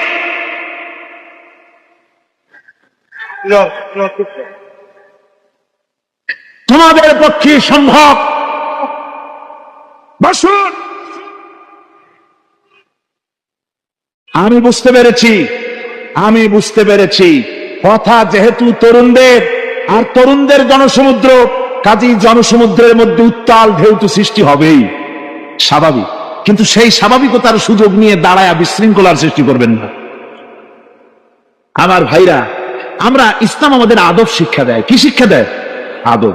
শুধুমাত্র কোন লোক পেশাব পায়খানার কথা বললে তাকে রাস্তা ছেড়ে দেবেন, যেতে বলবে, তা না হলে তো আপনাদেরই অসুবিধা হবে। কথা বুঝতে পেরেছেন? বাকি কেউ উঠবেন না, দাঁড়াবেন না। এত বড় বেহেশতি মাহফিল জীবনে আরেকবার পাবো কোন নিশ্চয়তা আছে? আপনি আমাকে বলেন, আল্লাহর আকাশের নিচে জমিনের উপরে এক থেকে শ্রেষ্ঠ কোন মাহফিল আছে নাকি? কারণ এ মাহফিল কোরআনের মাহফিল। কিসের মাহফিল? এর থেকে শ্রেষ্ঠ মাহফিল আল্লাহর আকাশের নিচে জমিনের উপরে হতে পারে না। সুতরাং বেয়াদবি কেউ করবেন না। তরুণেরা, যুবকেরা, তোমাদের এগিয়ে আসতে হবে। নির্যাতিত মানবতার পাশে তোমাদেরকে দাঁড়াতে হবে। আজ শ্রমিকরা তাদের ন্যায্য পাওনা পাচ্ছে না, কৃষক তাদের উৎপাদনের মূল্য পাচ্ছে না, নারী তার সতীত্বের গ্যারান্টি পাচ্ছে না। মানুষেরা আজ নির্যাতিত, নিপীড়িত। সারা পৃথিবীতে Bosnia, Algeria, Somalia, Palestine, Kashmir, Burma, Philippines, Bharat, পৃথিবীর সর্বত্র নির্যাতিত মুসলমানদেরকে বাঁচাবার জন্য আমার খালিদ বিন ওলীদের উত্তরসূরিরা, সালাউদ্দিন আইয়ুবী, জামালউদ্দিন আফগানি, হযরত আলীর উত্তরসূরি, আজকের মাহফিলের যুবক আর তরুণরা, তোমরা কি রক্ত দিতে পারবে?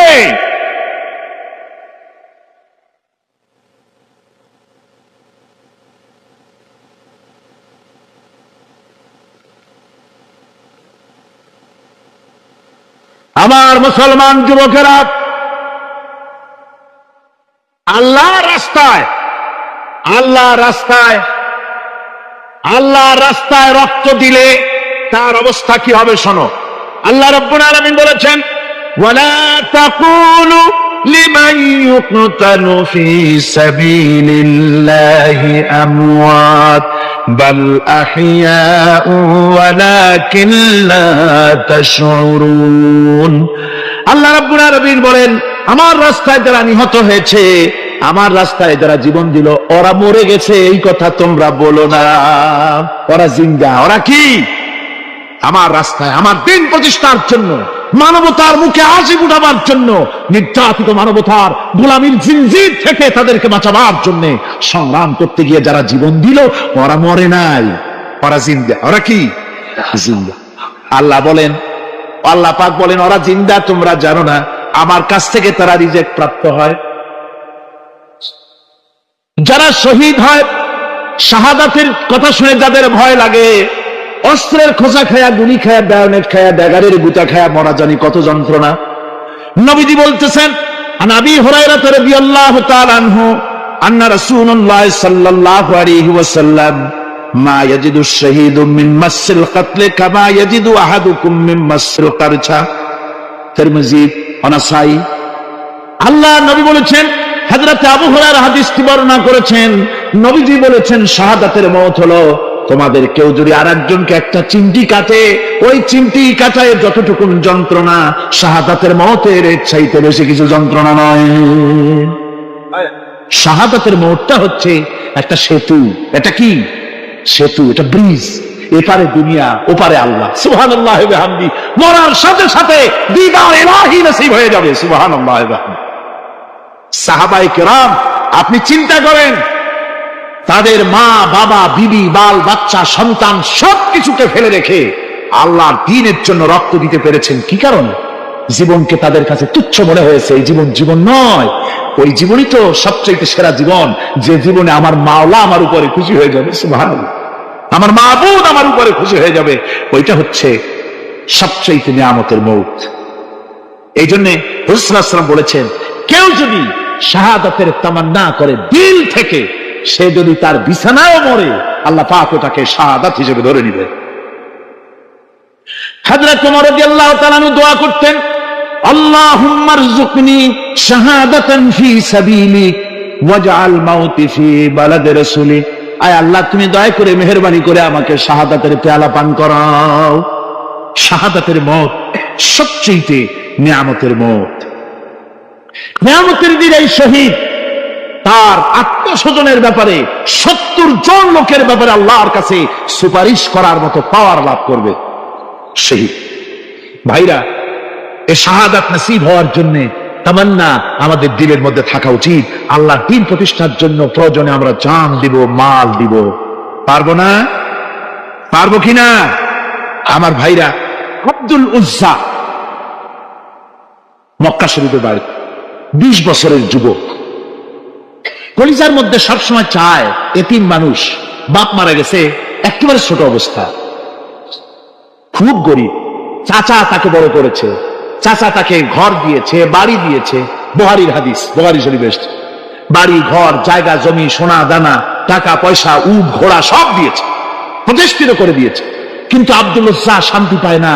রাসূল পাক সাল্লাল্লাহু আলাইহি ওয়াসাল্লাম দ্বীনের দাওয়াত দিচ্ছেন, মন চায় তাওহীদের এই সূরা সেও পান করে, কিন্তু চাচার ভয়তে পারে না। মনটা চাচ্ছে, আহা, চাচা যদি ইসলাম কবুল করতো তাহলে আমার জন্য ব্যাপারটা সহজ হয়ে যেত। এভাবে চিন্তা করতেছে। হঠাৎ একদিন রাসূল পাক সাল্লাল্লাহু আলাইহি ওয়াসাল্লাম হিজরত করলেন। এরপরে আব্দুল উজ্জার ধৈর্যের বাঁধ ভেঙে গেল। আব্দুল উজ্জা গিয়ে বলছে, চাচা, মুহাম্মদ সাল্লাল্লাহু আলাইহি ওয়াসাল্লামের নাম তো নিশ্চয়ই শুনেছেন। বলে, হ্যাঁ শুনেছি। তিনি যে ইসলামের দাওয়াত দেন, ওটা আপনার কাছে কেমন লাগে? তার মানে বলছে যে, আমার কাছে তো খুব ভালো লাগে। চাচা, ইসলাম কি কবুল করবেন? এই অগণিত মূর্তির সামনে মাথা নত করে আমাদের কোনো লাভ নাই। এই মূর্তিগুলি আমাদের কোনো সাহায্য করতে পারে না। এক আল্লাহ বিশ্বাস করার জন্য মুহাম্মদ সাল্লাল্লাহু আলাইহি ওয়াসাল্লাম আমাদের বলেছেন। চাচা বলছে, খবরদার, এই কথা যদি আবার উচ্চারণ করো তাহলে আমি তোমাকে যা দিয়েছি সব ছিনায় নেব। আব্দুল উজ্জা বলছেন, তাহলে আর আমি সহ্য করতে পারলাম না। চাচা, আপনার সামনেই আমি ঘোষণা করলাম, একদিন চাপা রেখেছি, আর পারলাম। আমি ঘোষণা করে দিলাম, লা ইলাহা ইল্লাল্লাহু মুহাম্মাদুর রাসূলুল্লাহ। চাচা বলল, তুমি এর পরিণতি জানো? আব্দুল উজ্জা বলল, কি পরিণতি? চাচা বলতেছি, এই কলেমা পড়ার কারণে আমি তোমাকে যা দিয়েছিলাম, ঘোড়া দিয়েছি, উট দিয়েছি, বাড়ি দিয়েছি, সব আমি তোমার কাছ থেকে ছিনাইলাম, সব ফেরত দিতে হবে। তিনি বললেন, আমি রাজি আছি, আমি রাজি আছি। আপনি আমার সোনা দানা ঘোড়া উট আর ঘর বাড়ি যা দান করেছেন, এই দুনিয়াটার মালিকও যদি আমারে বানাই দিতেন, আমি এর বিনিময়ে কলেমা পড়া থেকে আর আমি নিজেকে থামায় রাখতে পারি না। বলে, আমার সব আমাকে ফেরত দাও। বললো, দিলাম, যা আপনি দিয়েছেন সব আপনাকে ফেরত দিলাম। চাচা বলছে, জায়গা জমি টাকা পয়সা সোনা দানা সব পেলাম, তোমার গায়ে যে জামা, তোমার পরনের যে লুঙ্গি, ওটা আমার টাকার খোলো। আব্দুল উজ্জা বললেন, আপত্তি নাই। জামা খুলে দিলে, পরনের লুঙ্গিটাও খুলে দিলে। 20 বছরের যুবক এই অবস্থায় চলে গেলেন মায়ের কাছে। মা আব্দুল উজ্জাকে এই অবস্থায় দেখে 2 চোখ চেপে ধরলেন, বললেন, বাবা, তোমার এই অবস্থা কেন? ছেলে বলছে, মা, ইমান আনার কারণে আমি সব হারাই ফেলেছি, আমার আর কিছুই নাই। ইমান আনার কারণে আমার এই অবস্থা হয়েছে। মা বলছে, বাবা, আমার কাছে কি চাও? ছেলে বলছে, মা, আমি চলে যেতে চাই মদিনায়, আল্লাহর নবী মুহাম্মদুর রাসূলুল্লাহ সাল্লাল্লাহু আলাইহি ওয়াসাল্লামের দরবারে চলে যেতে চাই। আমি একটু বস্ত্র চাই। মা একটা পুরানা কম্বল তার হাতে দিয়ে দিলেন। আব্দুল উজ্জা কম্বলটাকে ছিঁড়ে এক টুকরা কোন রকম হাঁটুর উপরে জড়ায় নিলেন, আর এক টুকরা গায়ে দিয়ে নিলেন। আব্দুল উজ্জা আবার বহু কষ্ট করে মরুভূমি পাড়ি দিয়ে মদিনা মুনাওয়ারায় চলে গিয়ে বাবি জিবরিল থেকে ঢুকে আসহাবে সুফফার চবুতরার সামনে বসে আছেন। ছেঁড়া কম্বল পরা। এবার বিশ্ব নবী, দুনিয়া আখিরাতের বাদশা জনাবে মুহাম্মদ রাসূলুল্লাহ সাল্লাল্লাহু আলাইহি ওয়াসাল্লাম যখন মসজিদের নিজের ঘরের থেকে দরজা খুলে বেরিয়েছেন, দেখেন এক যুবক বসা, একটা আধাটা কম্বল পরা, হাঁটুর উপরে কোন রকম করে রানটা লজ্জাস্থানটা ঢাকার, গায়ে একটা ছেঁড়া কম্বল। তার এই অবস্থা দেখে হুজুর জিজ্ঞেস করেন, তুমি কে? যুবক বলছে, আমি আব্দুল উজ্জা। ইসলাম কবুল করার জন্য আমার সব ছিল, আমি কম ধনী ছিলাম না, আমার চাচা সব নিয়ে গেছে, সিনাই রেখেছে, আমার লুঙ্গিটাও দেয় নাই। ঘটনা সব তিনি খুলে খুলে বললেন। হুজুর বললেন, তোমার নাম আব্দুল উজ্জা নয়, তোমার নাম আব্দুল্লাহ। আব্দুল্লাহ জুলবাজাদাইন তার নাম। হযরত আব্দুল্লাহ জুলবাজাদাইন কি রাসূলুল্লাহ দিয়ে দিলেন, আসহাবুস সুফফাদের সাথে মিলাই দিলেন, এখানে থাকো, খাবার আসতে পরে খাবে। তাদের সব সময় খাবার থাকতো না। আসহাবুস সুফফায় তারা থাকতেন যাদের ঘর নাই, বাড়ি নাই, থাকার জায়গা নাই। ক্ষুধার জ্বালায় যখন তারা অতিষ্ঠ হয়ে যেতেন, নবীজি ঘরের থেকে তাহাজ্জুদের জন্য যখন বেরোতেন, ক্ষুধার্ত সাহাবীরা রাসূলের চেহারা দেখার সঙ্গে সঙ্গে ক্ষুধা নিবৃত হয়ে যেত। হযরত রাসূল পাক সাল্লাল্লাহু আলাইহি ওয়াসাল্লাম আব্দুল্লাহকে ওনাদের মধ্যে ভিড়ায় দিলেন। আব্দুল্লাহ এবার কোরআন শরীফ পড়ে। কোরআন শরীফ পড়তে গিয়া চিল্লায় চিল্লায় তিনি পড়েন, আস্তে আস্তে পড়েন না।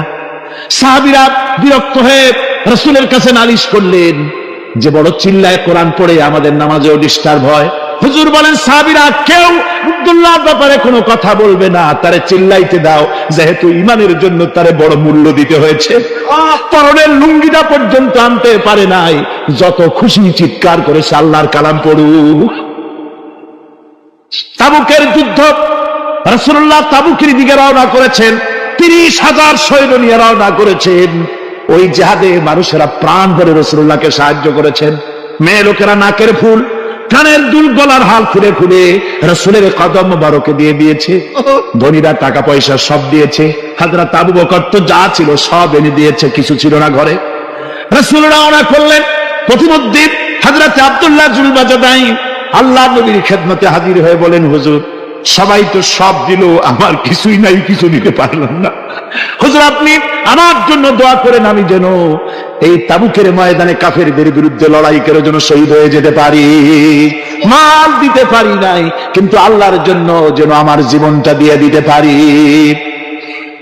ও চট্টগ্রামের যুবকেরা, তরুণেরা, তোমাদের মতো 20 বছরের তরুণ হযরত আব্দুল্লাহ জুলবাজাদাইন শাহাদাতের তামান্না করে রিসালাতে মাহবের কাছে দাঁড়িয়েছেন। হুজুর বললেন, একটা গাছের বাকল নিয়ে আসো। একজন একটা বাকল নিয়ে এলো। রাসূলুল্লাহ ওই বাকলটা আব্দুল্লাহ জুলবাজাদাইনের হাতে লাগাই দিলেন। রাসূলুল্লাহ বললেন, আয় আল্লাহ, আমি আব্দুল্লাহ রক্ত কাফেরদের জন্য হারাম করে দিলাম। হযরত আব্দুল্লাহ বলছেন, ইয়া রাসূলুল্লাহ, আমি চাইছিলাম শহীদ হব, আর আপনি আমার রক্তটা হারাম করে দিলেন কাফেরদের জন্য।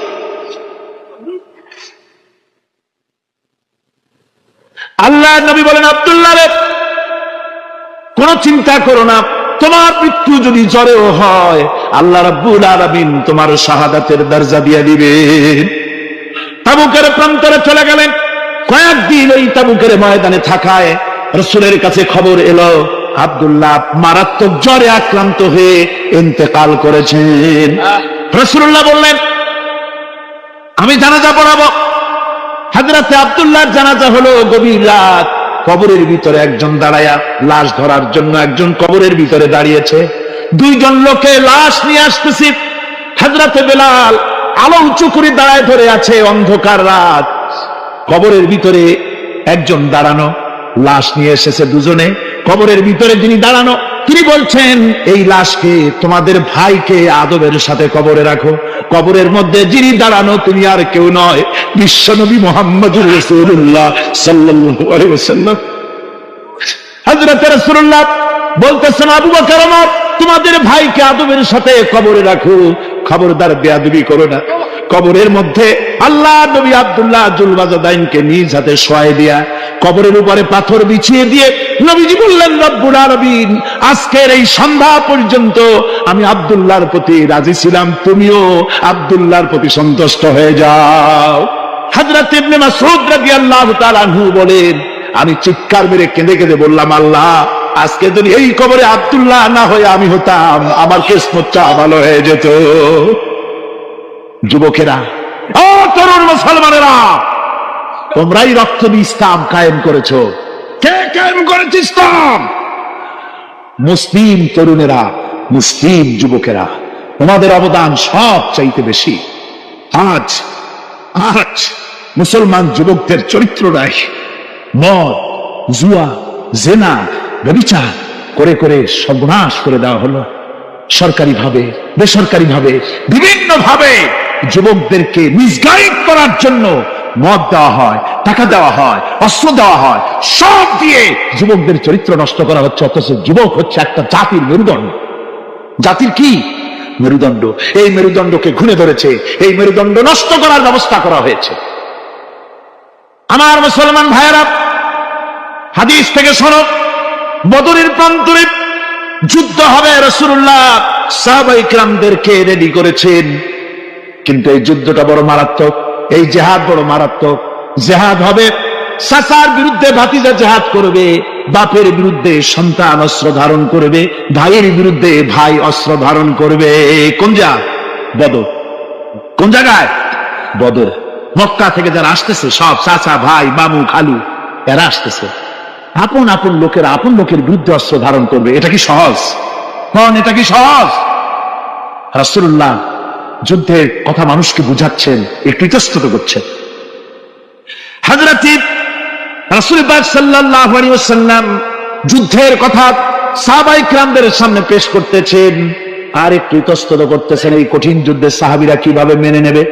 রাসূলের মনের অবস্থা বুঝতে পেরে হযরত মিকদাদ রাদিয়াল্লাহু তাআলা আনহু, বর্ষিয়ান সাহাবী, তিনি দাঁড়ায় গেলেন। তিনি দাঁড়ায় বলছেন, ইমদি বিনা ইয়া রাসূলুল্লাহ হাইসু মা তাশা। হে রাসূল, আপনি আমাদেরকে নিয়ে চলুন, আল্লাহ যেদিকে আপনাকে যেতে বলে। হাইসু মা তাশা আয় হাইসু মা আমারাকাল্লাহ, যেদিকে আল্লাহ আপনাকে যেতে বলেন আমাদেরকে নিয়ে আপনি সেদিকে চলেন। ইন্না লা নাকুলু লাকা কামা ক্বালা বানু ইসরাঈল লিমূসা আলাইহিস সালাম, ইযহাব আনতা ওয়া রাব্বুকা ফাকাতিলা ইন্না হাহুনা কাঈদুন। আমরা মুসা আলাইহিস সালামের উম্মতের মতো বলবো না যে, হে মুসা, তুমি আর জিবরাইল আর তোমার আল্লাহ যুদ্ধ করো, আমরা ঘরে বসে আরাম করি। এই কথা আমরা বলবো না হুজুর। বল ইযহাব আনতা ওয়া রাব্বুকা ফাকাতিলা ইন্না মাআকুমা মুকাতিলুন। হে রাসূল, বরং আমরা বলবো আপনি যুদ্ধ করুন, আপনি আমাদের নিয়ে চলুন, আমরা লড়বো আপনার সাথে কাফেরদের বিরুদ্ধে। ততক্ষণ পর্যন্ত লড়বো মা দামাত আইনুম মিন্না তাতাররাফ। ও রাসূল, যতক্ষণ আমাদের চোখের একটা পাতাও নড়ে ততক্ষণ আপনার সাথে আমরা লড়বো। সুবহানাল্লাহ। মানে জীবন যতক্ষণ আছে আপনার সাথী হয়ে কাফেরদের বিরুদ্ধে লড়তে থাকবো। হুজুর খুব খুশি হয়ে গেল। হুজুর কি হলে? দারুণ খুশি হয়ে গেল। আল্লাহ নবী খুশি হয়ে বললেন, ও সাহাবীরা, তোমাদের মানসিক অবস্থা যখন এই কুবু বিনা ইলা জান্নাতিন, জান্নাতুন আরদুহা কারদিস সামাওয়াতি ওয়াল আরদ। ও সাহাবীরা, তোমাদের মানসিকতা যখন এমন, তখন আমার সাথে তোমরা দাঁড়াও, আমার সাথে ওঠো, আমার সাথে চলো জান্নাতের দিকে। রাসূলুল্লাহ বলছেন, আমার সাথে চলো বেহেশতে। কোন বেহেশত? এমন বেহেশত যে বেহেশতের বিশালতা আর প্রশস্ততা ওই বিশাল আকাশ আর জমিনের চাইতেও বেশি। এই বিরাট জান্নাতের দিকে চলো আমার সাথে। ফাকামা উমাইর বিন হামাম ওয়া কানা ইয়াকুলু তামাম। যুবকেরা, তোমাদের মতো তরুণ, তোমাদের মতো এক যুবক যার নাম উমাইর, তিনি দাঁড়িয়ে গেলেন, হাতে ছিল খোরমা, খোরমা খাচ্ছিল। দেখেন না, বক্তৃতা হয় মাঠে, ওয়াজ নসিহত হয়, আর যুবকেরা দাঁড়ায় দাঁড়ায় বাদাম খায়, হয় না? ওই সাহাবী ওই সময় তো বাদাম টাদাম হয়তো পায় নাই, খোরমা খাচ্ছে, খোরমা চাবাচ্ছে, বিসি ফালাই দিতেছে, আর এইভাবে খাচ্ছে আর হুজুরের কথা বলছে। হুজুরের কথা শুনে উমাইর বলছেন, বাহ বাহ, এটা একটা আঞ্চলিক শব্দ। এর অর্থ হচ্ছে আয়মা আযমাহু ওয়া মা আহসানাহু। হে রাসূল, আপনি কত সুন্দর কথা বললেন, আপনি কি বিশাল কথা বলেছেন, কত বড় কথা বলেছেন। জিহাদ করলে, জান দিলে এমন বেহেশত পাবো, জান্নাতুন আরদুহা কারদিস সামাওয়াতি ওয়াল আরদ, যে বেহেশতটা হবে ওই বিশাল আকাশের চাইতেও বিস্তীর্ণ, এমন বেহেশত পাবো। ওয়াল্লাহি লাউ কুনতু হাইয়ান তাকুলাহুন্না ইন্নাহা লাহায়াতুন তাওয়িলা। আল্লাহর কসম, আমি যদি হাতের সবগুলি ফরমা খেতে যাই তাহলে তো অনেক সময় লাগবে, বেহেশতে যেতে দেরি হয়ে যাবে, অনেক দেরি হয়ে যাবে বেহেশতে যেতে। ফারামা বিহিন্না, হাতের সবগুলি ফরমা তিনি ফেলে দিলেন। ও যুবকেরা, হযরত ওমর তোমার মতো যুবক ফরমা খাওয়া সহ্য করলেন না আল্লাহর জান্নাতে যাওয়ার লোভে। জান্নাতে যেতে দেরি হয়ে যাবে, আল্লাহর সঙ্গে দিদার করতে দেরি হয়ে যাবে, এই মনে করে হাতের খরমাগুলি ফালায় দিলেন, জিহাদের ময়দানে ঝাঁপায়ে পড়লেন। হাদিস শরীফে এসেছে, উমাইর জিহাদ করে বেশ কিছু কাফেরদেরকে নিহত করে নিজেও শহীদ হয়ে গেলেন। রাসূলুল্লাহ বদরের শাহাদাতের জানাজা করার সময় একজন সাহাবী বলে দিলেন, হুজুর এই সেই উমাইর, আপনি যখন বেহেশতের কথা বলছিলেন, খরমাগুলি খাওয়ার তর সহ্য হয় নাই বেহেশতে যাওয়ার জন্য, এই সেই উমাইর। আল্লাহর নবী উমাইরের কাছে দাঁড়িয়ে আঙ্গুল দিয়ে তার শরীরের দিকে দেখায় বললেন, ইন্নাকা মিন আহলিহা। ও যুবক, যেই বেহেশতের জন্য খরমা খাওয়ার সময় তুমি পাও নাই, আমি নবী সাক্ষী দিচ্ছি তুমি অবশ্যই সেই বেহেশতের অধিবাসী, ওই বেহেশত তোমার জন্য। সুবহানাল্লাহ। আমার ভাইরা, কিয়ামতের দিন এই জান্নাত আল্লাহ রাব্বুল আলামিন দান করবেন ওই সব লোকদের জন্য যারা জান দিবে, মাল দিবে, রক্ত দিবে আল্লাহর দ্বীনের জন্য। কিসের জন্য? আল্লাহর দ্বীন কায়েমের জন্য। যারা জান মাল ওয়াকফ করে দেবে, জীবনকে উৎসর্গ করে দেবে, তাদের জন্য আল্লাহ পাক এই বিরাট নিয়ামত রেখেছেন। তরুণদের বলতে চাই, যুবকদের বলতে চাই, আর বাতিলের পেছনে ঘুরো না, আর তোমার ওই সব নেতাদের পেছনে ঘুরো না যারা নিজেরাও নামাজ পড়ে না, তোমাকেও নামাজের কথা বলে না। তারা নিজেরা মিথ্যা কথা কয়, তোমরা টের পাও না? কি বলেন, টের পাওয়া যায় না? মারামারি করে নিজেরা আর বদনাম দেয় অপরের উপরে। চোখের সামনে যারা এরকম পারে, চোখের সামনে যারা এরকম পারে, তাহলে রাত দিন 24 ঘন্টা তাদের আমলটা কেমন? এদের পেছনে ঘুরে কোনো লাভ নাই। কোনো লাভ আছে? হ্যাঁ, একটা লাভ আছে। সেই লাভটা হচ্ছে টাটকা কিছু সুখ পেতে পারো, কিছু মদের টাকা, কিছু হোটেলের টাকা, কিছু পরের মেয়ে নিয়ে ঘোরার টাকা, কিছু ভ্রমণের টাকা, কিছু অস্ত্রপাতি, কিছু ত্রাস সৃষ্টি করা। আর ত্রাস সৃষ্টি করবা, কয়টা অস্ত্রের মালিক হইছ? যুবক, তরুণ, বিপদগামী তরুণদের বলবো, সরকার অননুমোদিত অস্ত্র যাদের কাছে আছে, সরে রাখো। এই অস্ত্র কাউকে ক্ষমা করে না, এই অস্ত্র কাউকে ক্ষমা করে না। সাপ পোষার মতো, যে সাপ তুমি দুধ কলা দিয়ে পোষো, ওই সাপ তোমাকে আবার দংশন করবে। ওঝা মরে না? মরে না? সাপ খেলা যারা দেখায় তারা মরে কিনা? ওই সাপই তাকে কাটে। সুতরাং গভর্নমেন্ট অনুমোদিত অস্ত্র তোমার কাছে, পাইপ গান, রিভলভার, স্টেন গান, এলএমজি, আদমজি, কত রকমের অস্ত্রপাতি যুবকদের কাছে। ঘুম নাই, সারা রাত অস্ত্র থাকে কাছে, আর কি কি লাল পানি খাইয়া চোখ দুইটা থাকে এত বড় বড়, দেখলেও ভয় করে। মাথায় ভাল্লুকের মতো চুল। মানুষ মারো তোমরা, মানুষ মারো। আহা, যারে মারলা একটুখানি হিউম্যানিটি, বিবেক দিয়ে চিন্তা করো। যাকে মেরেছ ওই রাত্রে তার বাড়ির কাছে যাও, ওই রাত্রে গোপনে তার বাড়ির কাছে গিয়ে দেখো তার মা কিভাবে তার সন্তানের জন্য কাঁদতেছে, মায়ের কোলটা খালি হয়েছে বলে কিভাবে কাঁদতেছে, তার বাবা কিভাবে কাঁদতেছে, তার বউ থাকলে কিভাবে ছটফট করতেছে, তার কলিজার টুকরা সন্তান থাকলে কিভাবে আব্বা আব্বা বলে কাঁদতেছে। যারে গুলি করে মেরেছো একবার বাড়ির কাছে গিয়ে কান পাতা শোনো। মনে রাখো যুবক, সন্ত্রাসীরা, শুনে রাখো, অস্ত্র দিয়া মানুষকে যারা মেরেছো, আল্লাহর কসম করে বলি, যেভাবে মেরেছো ওইভাবে তোমাকেও নিহত হতে হবে, কোনো সন্দেহ নাই। বাড়িতে গিয়ে ডায়েরিতে লিখে রাখো আমার কথা। থামুন, বাড়িতে গিয়ে ডায়েরিতে লিখে রাখুন, ডায়েরিতে লিখে রাখো। যদি তুমি কাউকে হত্যা করে তার বউকে যদি বিধবা বানায় থাকো, তোমার বউ বিধবা হবেই, কোনো সন্দেহ না। তুমি যদি কারো ছেলেকে এতিম বানায় থাকো, তোমার ছেলেকে আল্লাহ এতিম বানায় রাস্তায় ভিক্ষা করায় ছাড়বেন। তুমি যদি কারো বাপকে মাকে কাঁদায় থাকো, আল্লাহ রাব্বুল আলামিন তোমার মা বাপকে কাঁদাবেন। তুমি যদি বেয়নটের খোঁচা দিয়া, ড্যাগারের খোঁচা দিয়া একটা মানুষকে তুমি বুক ফেলে থাকো, তোমার বুকটা ঝাঁঝরা করে দেওয়ার মতো অস্ত্র আল্লাহ তৈরি করে রেখেছে। বিশ্বাস করো, বিশ্বাস করো। অননুমোদিত অস্ত্র থানায় জমা দিয়ে দাও, মসজিদে ঢোকো, নামাজ পড়ো, চরিত্রবান হয়ে যাও। তোমাদের প্রতি আমার উদাত্ত দাওয়াত, আমার বুক ভরা দরদ। তোমাদের বিরুদ্ধে আমাদের কোনো বিদ্বেষ নাই, হিংসা নাই, আছে কলিজা বড় দরদ। দেখতে পাচ্ছি জাহান্নামের দিকে যাচ্ছ। এই পথটা কোন দিকের পথ? যারা বলেন কোথার পথ? ওই নেতাদের পিছনে আর চলো না, তওবা করো। ওই নেতাদের পিছনে আর যাবে না যারা তোমাদেরকে টাকা দেয় আর অস্ত্র দেয়, যারা তোমাদেরকে মদ দেয় আর নারী দেয়, ওদের পিছনে আর চলবে না। ওয়াদা করো। যুবকরা কি পারবে ওয়াদা করতে? ওই সব নেতাদের পিছনে জীবনে আর যাবে না। ওয়াদা করতে পারো? হাত উঁচু করে দেখাও যুবকেরা।